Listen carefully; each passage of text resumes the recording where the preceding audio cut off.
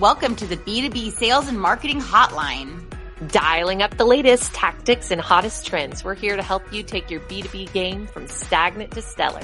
I'm Emily. And I'm Maryanne. And together, we're ready to answer your burning B2B sales and marketing questions. Each episode, we'll tackle a need-to-know topic in the ever-evolving world of B2B sales and marketing. We'll break it down with actionable takeaways you can implement right away. And because you don't get results without real talk, we're wrapping up every show with a quick Q&A segment. So fire away with your burning questions. Whether you're a seasoned sales leader or a marketing veteran, the B2B Sales and Marketing Hotline is your one-stop shop to take your B2B efforts to the next level.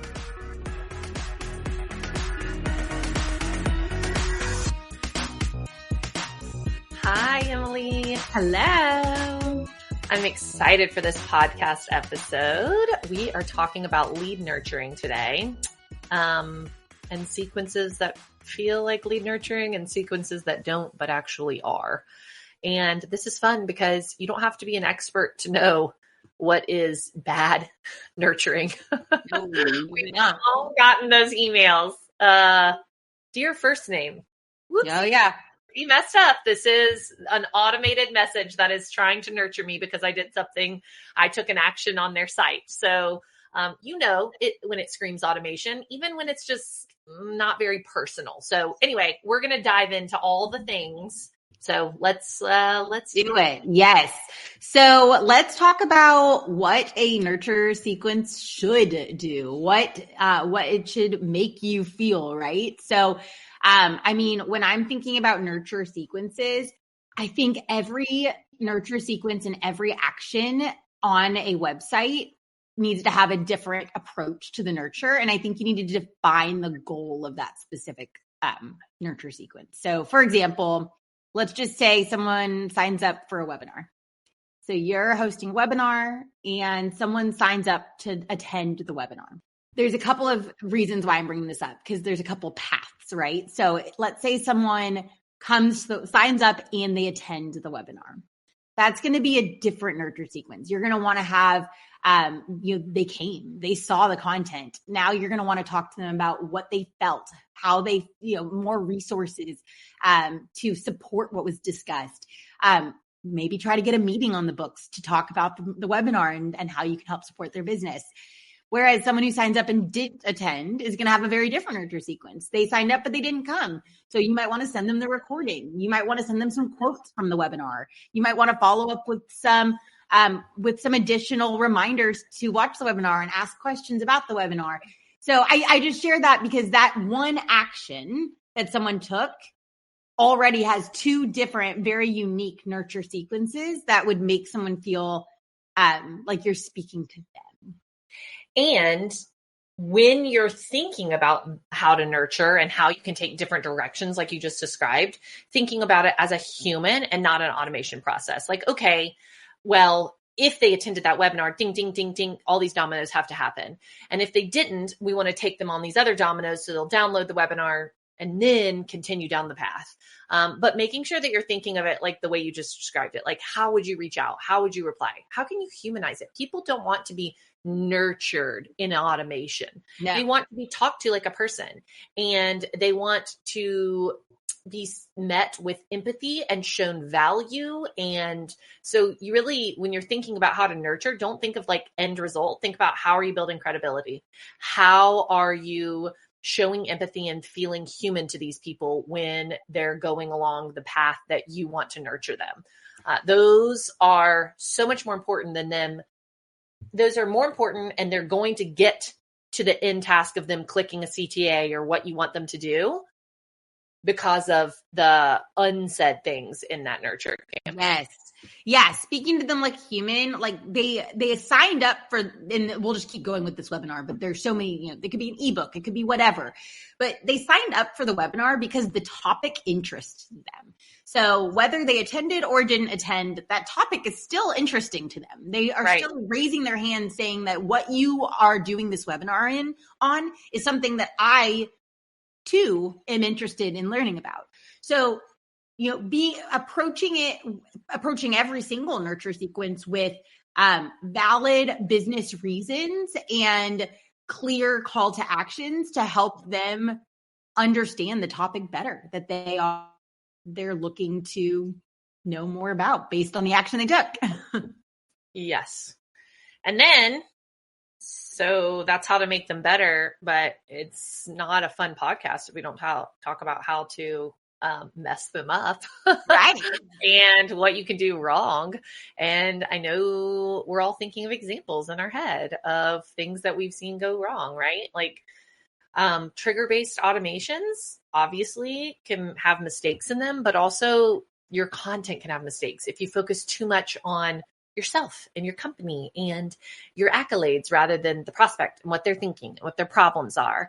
And also, I think like the momentum can really mess you up, like how often you're talking to them, how much lag time you have in between your conversation with them. When you're nurturing, you can take different strategies for different needs, but being intentional about how long you're spending between your contact touch bases, whether that be LinkedIn or email or phone calls, whatever it is in that nurture sequence, but being intentional about how much time is spaced in between them. Yeah, I would also add, have more than just your meeting. Like have more than just, I'd like to get time with you. I'd like to do a meeting with you. Thank you. Yeah. I mean, I just feel like sometimes people they're not ready to talk to you yet. You just want to be that helper. You want to It's not nurturing. Let's just say too, that's not nurturing. That is asking for a very bottom of the funnel CTA to happen. That is not nurturing. And salespeople love jumping to that because obviously that's the end goal. But the point of nurturing is to do other things to get them to be more likely to book that meeting. They're going to be more likely to book that meeting if you have built rapport, shown that you are an expert, shown empathy for the problems that they have. Do those things so that they'll click that instead of shoving that click a meeting with me button at the very beginning. Yes, totally. And you can have book a meeting in your email signature or somewhere like casual so that if they do want to book a meeting with you, it's so you don't miss them. But that should not be the purpose of your outreach. The outreach should be furthering them in the buyer's journey, and specifically depending on the action that they took. So, whether they're top, middle, or bottom of the funnel, you would have a different approach to it. Right. And also, sometimes nurture sequences don't feel like nurturing because the tone is too stuffy. It's too corporate. It's not conversational. You want to make sure that you're approaching people with a human element, right? So especially those one-to-one sales emails, you want to make sure that you are coming off as natural. You're typing it in your inbox. You're sending them an email that's from you to them. It's not a blanket automation. Like you really want these to feel personal and not robotic at all. And that's always been important, but wouldn't you say that's more important today than now more than ever? I mean, there's people have their spidey senses when it comes to automation. Yes. And they need a human. They need a personality. We need to work hard to figure out how to show our personalities via email because the ones that don't show personality get lost in the fold and get an eye roll, quite frankly. They get an eye roll.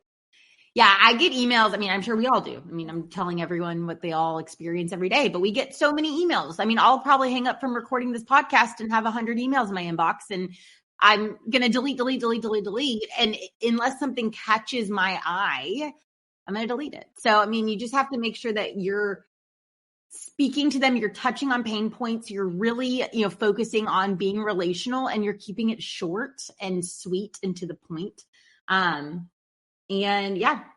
And also one more thing I just want to say, like we talked about, with the meeting links and booking meetings and really driving meetings home, think too about providing value for them without asking for anything in return. So what can you give to them? What can you teach to them? Action they took and what is going to be interesting to them. What else could you send them? Could you send them a stat? Could you send them a client testimonial of someone who you did this exact thing for? Could you send them a blog post that educates them a little bit on the specific topic they're looking at? Just thinking about how you can provide them value and not ask for anything in return, not ask for that meeting, not ask for a sale. It's like taking your thought leadership LinkedIn strategy to lead nurturing emails. Yes. Bring your advice and expertise and translate it to the people, because that is what's going to make you stand out in 2025.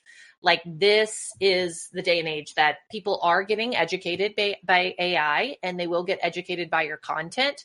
But how can your personality and your expertise that you bring to that content help you to stand out? How can you help people so they want to buy from you? Yeah. And think about the times when you just get blasted with email nurturing. Like, you're just constantly getting emails. You're like, who is this person? I don't even know this person. Like, why are they still emailing me? So think about that too. When you're the one on the other end, what can you do to stand out in the inbox? Try different touch points. Could you connect with them on LinkedIn? Could you send them a quick LinkedIn message in between emails? Could you call them? If they're local, could you go stop by their office and drop off donuts? All the things that, just make you stand out from everyone else who's doing automation as well. I love it. Okay. So for a sequence structure that feels more natural and can be effective, do we kind of want to step through what emails specifically could look like, how to start, how to end?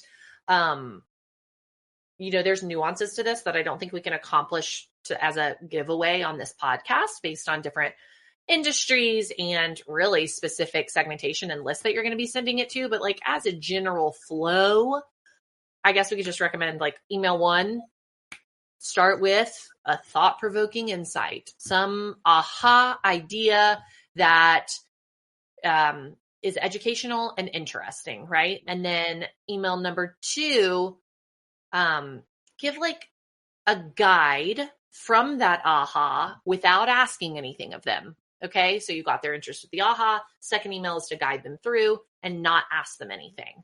Yep. Yep. And then I would say email number 3, you want to have some social proof, right? So now you've emailed them a couple of times, throw in a case study, talk to them about maybe a quick blurb of a quote that just shares a pain point that someone in their industry or with their specific pain point has that you helped solve. And when in doubt on your nurture journey, case study. Case study. That is a great way to nurture without making an ask. That is, when in doubt, what to do next, case study it. Yep. And people want to know that you've had success with others in their industry specifically, but with their specific need. People want to see that, Right. proof. And then after a case study, your fourth, in the sequence of a nurture, throw out some common objection, right? So you've answered and shown the common objection for your case study and how it's worked. But next, just generalize. What other objections could they be thinking right now? How can you give a helpful answer to that common objection or question next and your answer? Yeah. Address the elephant in the room head on and then answer it and get their attention with it.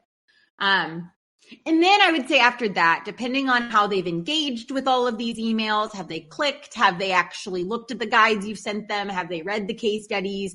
I would then say the next step would be asking. I think at this point you can ask, right? So you can ask for a meeting. You could ask them if it would make sense to me. I've given you all of this information. You've been reading it. Now, are you ready? Would it make sense to talk? Yeah. Right. I love it. And then you can come in with the harder ask, right? Personalize your final thought follow-up. If they've had interaction, that they're interested at this point, and say, I'm ready to meet with you. It's let's talk this through. Yeah. And I will say too, HubSpot now has rep-led sequences. So in the past, sequences were very this happens, now this happens, now this happens.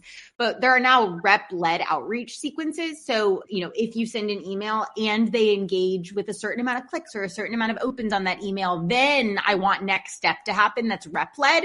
So you could say I want automated email to send, but if they open and click on my email 3 times, I want to send them a LinkedIn connection. So you can actually have specific next steps to just make it feel a little bit more organic, and also bring you as the seller into the fold and understanding where these people are in your sequence, so that you're not just pounding them with automated emails over and over.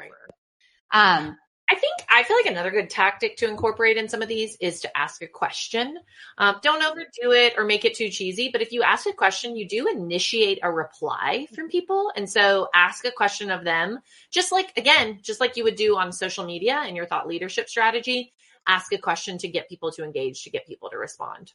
Yeah, no, I love that. Also, just when we think about like making these emails feel really natural and actually from you, I always say when you're setting up a sequence, when you're setting up automation for lead nurturing, make sure that you're replying to the original thread. Instead of starting like a brand new email every single time. It just makes it look like you're actually a human who like went and sent mail and forwarded. That's a good tip. Yes. A small change that's easy to do. That makes it more real. Also, depending on your industry and who you are and your personality, add in a GIF, add in emojis, add in whatever shows your personality and style. I mean, it's not for everyone, obviously, but if you're like a jokester and you're funny and you're emailing someone who if you're nurturing people who are in an industry that's generally a pretty light industry, add in something fun, add in a funny meme or something and just make people laugh. I agree with that. And you can make it real without being too cheesy, right? I mean, you could definitely just be human with your language to insert your personality without being overly cheesy. Yep, totally. Okay, so some final thoughts here. Should we wrap up with some final thoughts? So absolutely.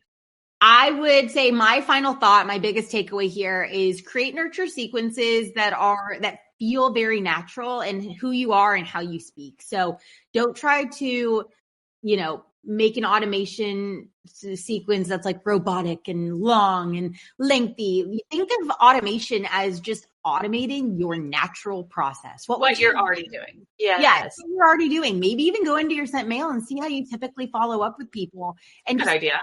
That email, because you're just automating your normal outreach so that you don't have to remember to hit send on that second follow-up in 3 days from now. You're going to just go ahead and enroll them in a nurture sequence, and HubSpot or whatever automation tool you use is going to take care of the automating of that. So make it feel like it's an email from you. So important. And then also make it include value, right? Don't just shove offers, B2B or B2C. Shoving offers does not get the best out of your prospect as they're getting to know you. It doesn't build rapport and value. It doesn't build credibility, which is what you're trying to do. So offer value, offer insights, offer humanity in your nurturing. Yes. Great. Okay. There you go. There's your nurture sequence. So, Q&A, let's do some questions. We have 2 questions to cover today, and I'll read them out. So the first one is, our team is thinking about leveraging podcasting as part of our marketing strategy. As podcasters yourselves, what advice do you have to use this medium effectively in the B2B space? Ooh, yay. Love this one. And we are doing it. So let's see. First, we have an episode about this. So you can go back to, we have a podcast episode about podcasting in B2B. We do. You could find that. So we'll link to that in the show notes, our podcast episode. And then ironically, we also have an ebook on this. We've created all types of content to reach people in different ways.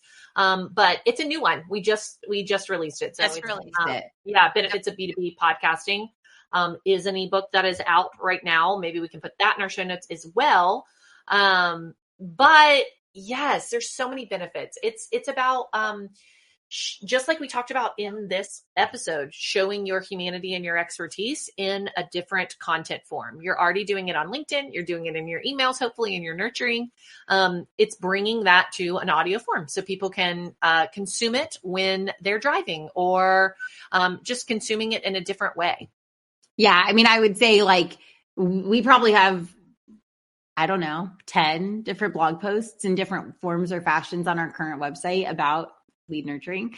But doing it in person like this, now you can hear us actually use our words to explain this stuff, and we can, joke around and you can see our faces. It just brings a different angle to the same exact content. And also my favorite part about podcasting in general is not anyone actually listening to the whole podcast. We're actually just talking about this. It's the clips of the podcast to me that are the value. So after the podcast is recorded, you can chop it up into a bunch of smaller clips and use it on social media. You embed it into blog posts, send it out in an email. It just gives you more content to use. In a new format. So we can talk to you about that too. So definitely reach out to our team and we can talk through what that could look like for your business. Yeah. Okay. Last question. We've got a lot of inbound traffic, but conversion rates are low. How do we diagnose the weak points in our funnel? Oh, well, the weak point in your funnel is conversions. Traffic. Yeah. There it is. The why are people not converting? I would want to look into a lot of other things. What language are you using? What visuals are you using? What offer? Is the offer? What gated? Is it? Are they not interested in it? Is it a new offer? Is it an old offer? I think that there's a lot of different things to diagnose of why, but you'd have to start with a lot of questions. Yeah. I mean, you're getting people there. They're just not converting. So it's something about the form. Maybe you're asking too many form fill questions. Maybe the CTA button isn't clear. Maybe the offers in general are just not worthy of someone exchanging the information you're asking them for. Yeah. Like Maryanne said, there's a million different things that we could diagnose with this. Okay. Well, that's a wrap, folks. It was nice to chit chat about nurturing and lead nurturing. And if you have any questions, reach out to us, leave us a voicemail, comment on our LinkedIn. We'll continue to do Q&A at the end of every episode. And we'll leave in the show notes that podcasting episode in the ebook as well. It was great to chat with you, Maryanne. Thank you. Loved it. Okay. See ya. Bye, everyone. Thanks so much for tuning in to the B2B Sales and Marketing Hotline. Don't forget to follow us wherever you listen to podcasts so that you never miss an episode. And if you've got a question for us, head to the show notes and let us know what's on your mind. And visit our website, leadg2.com, where you can find even more helpful B2B sales and marketing resources.